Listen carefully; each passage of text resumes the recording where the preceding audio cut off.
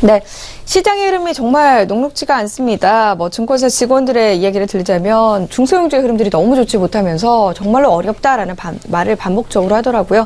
자, 오늘 시장 움직임들 좀 살펴보고요. 네. 이어서 그 로봇 사업과 관련해서 지금 2020년까지 5,260억 원을 투자한다라는 이슈가 있는데 그 관련 내용까지 좀 함께 짚어보도록 하죠. 아주 최근 들어서 이제 그 중소형주 어려운 상황 계속해서 진행이 되다 보니까 정부 중심의 그리고 앞으로 미래 산업에 대한 관심 계속 가져보자라는 이야기 내지는 가져보자라는 그런 기사 내지는 여론 계속 나오고 있다라는 부분 말씀을 좀 드려봅니다.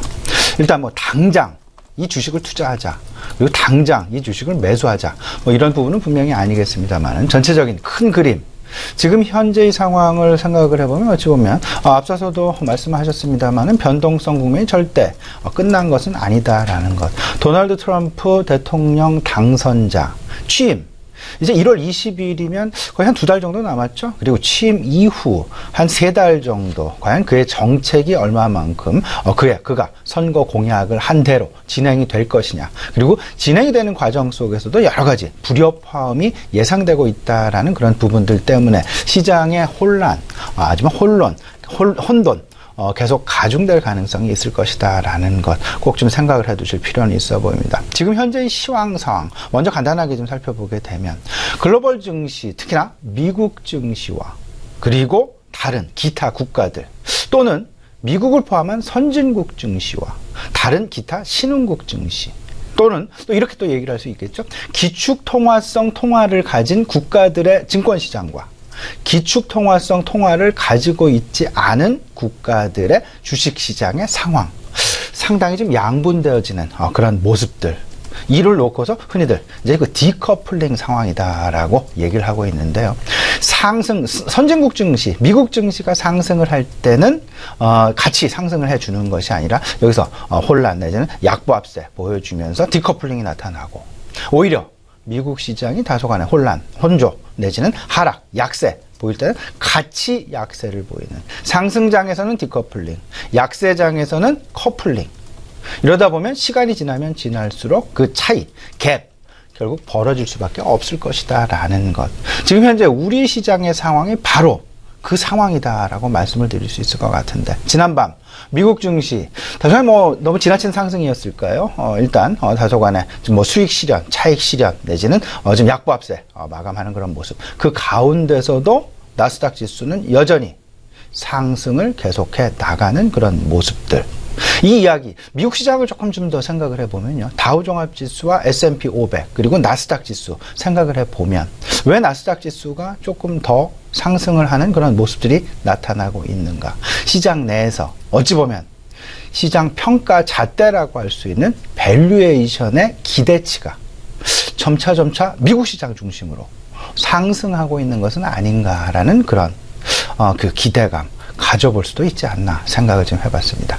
지금 현재 미국 다우종합지수의 PER 그리고 나스닥 지수의 PER, S&P 500 지수의 PER 다른 모습을 보여주고 있죠. 한동안 나스닥 지수 상당 부분 PER이 부담스러운 수준까지 올라갔다라는 그런 이야기들 나오면서 오히려 시장은 대형주 쪽에 대한 관심이 상당 부분 높아졌었고 이 대형주들 이제는 어느 정도 목에 차고 있는 그런 모습들 여기에 가장 크게 영향을 준 부분은 결국은 달러화의 강세 국면이었다라는 부분 예상치 못한 달러화의 강세 이로 인해서 실제로 초반기에는 이제 한 5일 정도 됐죠. 5일 정도 장이 열리는 그런 가운데 미국 시장 같은 경우에는 다우종합지수를 중심으로 해서 상승이 많이 나타났었다. 이 이야기는 달러화의 강세에 가장 크게 금융시장 쪽에 쏠림 현상이 나타나게 되면서 그 쏠림 현상에 대한 수혜 최대한 본 것이 다우종합지수에 포함된 30대 기업군이었다라고 표현이 될 수 있을 것 같고요. 지금 현재 달러화의 강세를 과연 계속해서 용인을 할 수 있겠느냐.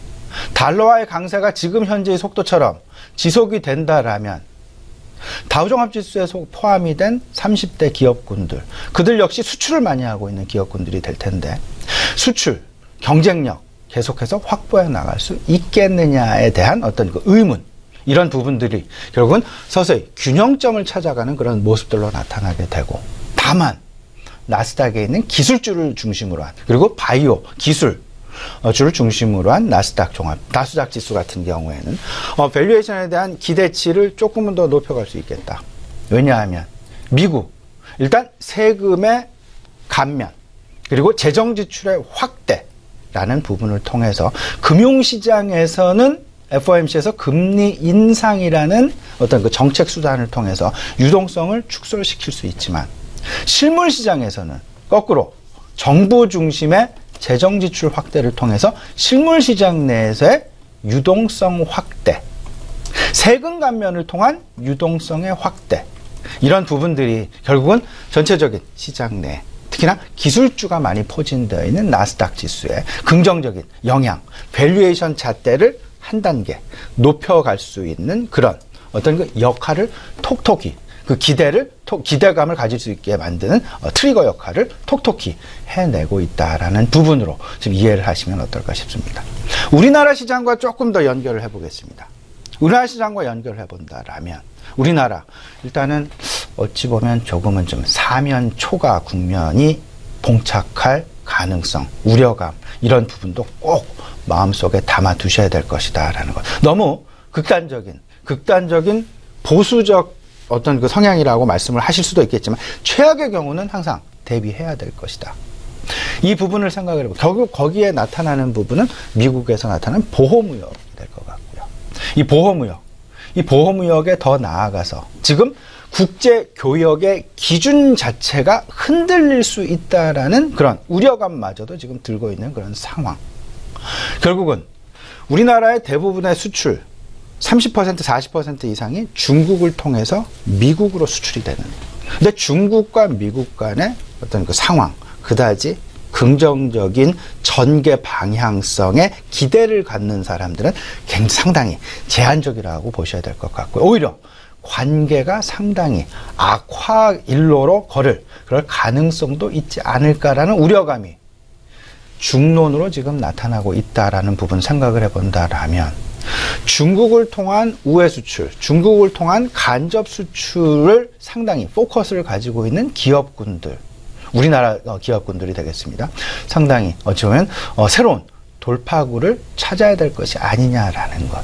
그리고 더 나아가서 나프타 협정도 지금 얘기가 계속되고 있죠. 여기에 지금 그 엎친 데 덮친 격으로 지금 다가오는 업종이 한 가지가 있습니다. 바로 자동차 업종이 될 것 같습니다. 자동차 업종 예를 든다라면, 최근 기아자동차가 멕시코에 공장 증설을 했습니다. 공장 준공을 했습니다. 멕시코를 통해서 미국 시장, 멕시코를 통해서 중남미 수출의 어떤 그 교두보를 마련하겠다라는 그런 매우 원대한 그런 포부를 가지고 상당 기간 투자, 많은 금액을 투자를 해서 공장을 건설을 했는데, 만약에 나프타 협정 다시금 원점으로 돌아가서 다시 어떤 그런 협약에 대한 그런 조건들이 바뀌게 된다라면, 현대 기아차 같은 경우 상당히 어려움에 봉착할 가능성도 분명히 상존하고 있다라는 것. 여기에 설상가상 최근 들어서 엔화의 가치가 계속해서 하락을 하고 있다라는 것, 우리 시청자 여러분 다들 눈여겨보고 계시리라 생각을 하고 있습니다. 최근 엔달러 환율 109엔을 넘어서서 110엔대를 지금 바라보고 있는 그런 형국입니다.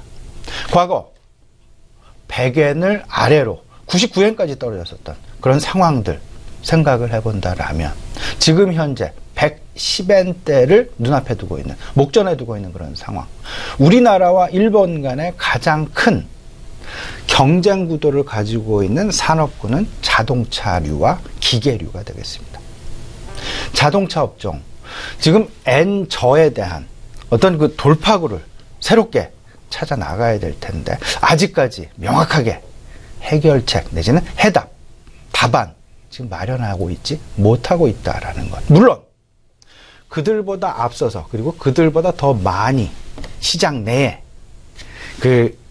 새로운 신차를 발표를 한다든지 이러면 신차 효과 톡톡히 누릴 수 있겠습니다만은, 아직까지는 물론 이제 그랜저의 뉴 라인이 지금 신청이 쇄도하고 있다라는 그런 이야기까지 들리고 있어 일단 고무적이긴 합니다만은, 그래도 그다지 아직까지는 이 어떤 모멘텀을 줄 만한 그런 부분은 분명히 아니다라는 것. 또 한 가지 있습니다. 자동차 업종이 어찌 보면 지금 전체 산업군 중에서 IT 업종을 제외한 전체 산업군 중에서 전통적인 산업군 중에서 가장 크게 변화하고 있는 그런 업종이다라고 보셔야 될 텐데요.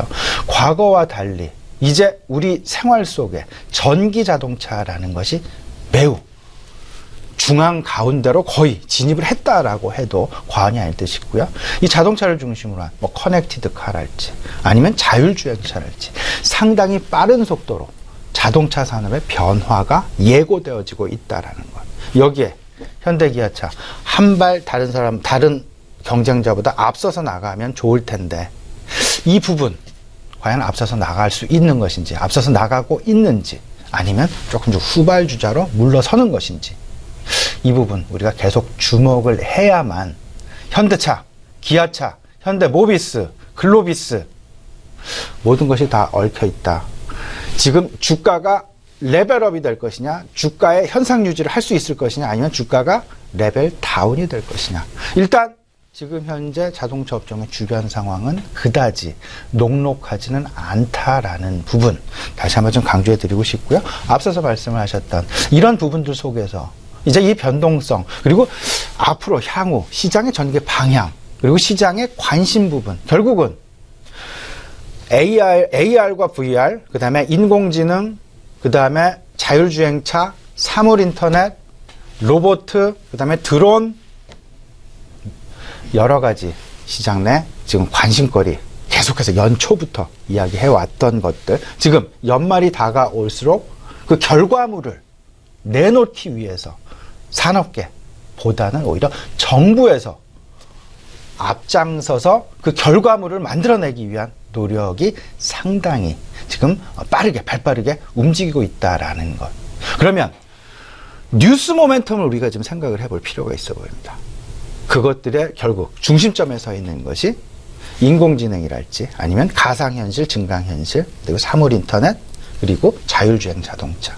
최근 자율주행 자동차 관련해서 어제도 커넥티드 카와 관련된 뉴스 시장 내 상당히 중심점에 자리를 잡았었고요. 그리고 사물인터넷도 마찬가지가 되겠고 전반적인 이런 부분, 특히나 뭐 로봇 관련 산업군들도 정부 5천억 원이 넘는 자금을 투자를 해서 2020년까지 이제 시장 내 결국 우리 생활 속에 박물관에 뭐 안내 로봇을 설치를 한다든지 아니면 병원에서 환자를 그 서비스를 하는 그런 로봇을 개발을 한다든지 로봇을 배치를 한다든지 아니면 처방에 대한 도움을 준다든지 재활에 대한 도움을 준다든지 다방면의 그 로봇 지금 배치 2020년까지 아마도 우리 실질 경제 속으로 파고들 것으로 이렇게 지금 예상이 되고 있습니다.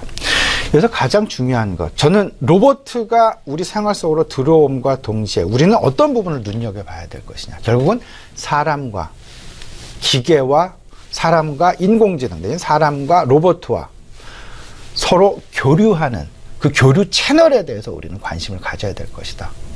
1970년대 사람과 컴퓨터 간의 소통 경로는 키보드였습니다. 그 이후에 80년대 들어서 사람과 컴퓨터와 소통 경로는 마우스가 어마어마하게 시장 내에 자리를 잡으면서 어떤 혁명이 또 나타났죠. 스마트폰 보급과 동시에 시장 경로는 인터페이스라고 얘기를 하고 있는데 경로는 결국 터치라는 수단이었습니다. 앞으로 미래 조만간 다가올 그런 상당히 짧은 기간의 미래에서는 음성인식이라는 쪽으로 바뀌게 될 것이다. 음성인식. 이미 구글도 그렇고요. 애플 컴퓨터도 그렇고 삼성전자도 그렇고 음성인식 서비스를 만들어내기 위해서 음성인식 관련된 플랫폼을 만들어내기 위해서 삼성전자도 M&A에 박차를 가하고 있고 이미 M&A를 통해서 음성인식과 관련된 기술을 확보해 놓고 있는 그런 상황들, 이런 상황들을 생각을 해보면 인터페이스와 관련된 부분, 결국은 센서, 음성인식 센서, 음성인식을 통한 인공지능 부분 꼭 우리가 그 증권시장 내에서 관심을 가져가야 될 것이다 라는 부분 다시 한번 강조해 드리고 싶습니다.